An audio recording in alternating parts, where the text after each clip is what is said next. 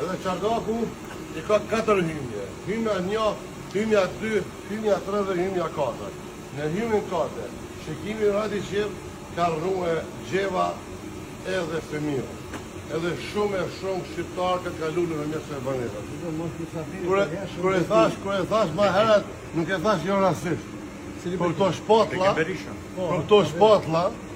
e sheni këtu, edhe ato shpatlla të tjera përveç Adem Jasharit, edhe këto gjenerate së reja flas, këtu kanë kaluar njerëz më eminent krijues të kulturës tonë të Kosovës.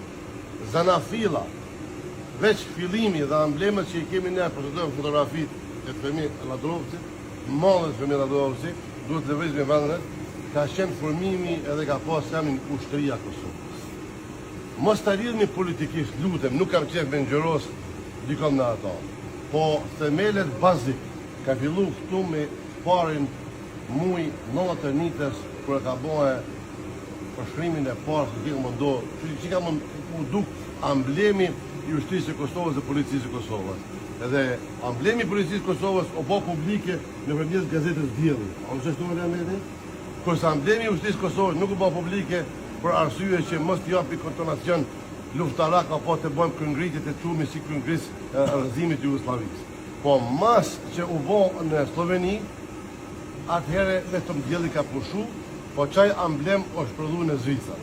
Super amblemi i ushtrisë të Kosovës që kemi tani, edhe amblemi i parë i gardës shqiptare në Gospiç është kjep dhe është marrue nga një dora një shqiptarit në Zvicër. Nuk ja di emrin, pa ke shardhe e thamë, e din një bashkëpunëtor i Femi Safër, më ka thonë një herë telefon, po e kam harru, vjen keq që nuk aftu më kurt, më ka thirrë telefon, po kjo, po, këto janë 2 dhomat e vogla, e din Aliamerit ka thirrë.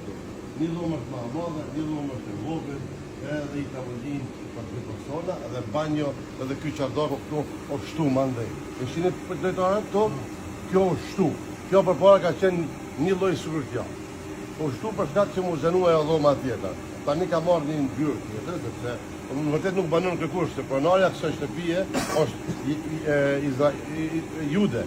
Dhe gjithë këto objekte këtu kanë qenë jude, dhe këta kanë jetuar në një farë forme punëtorë e këtyre izraelitëve të pasur.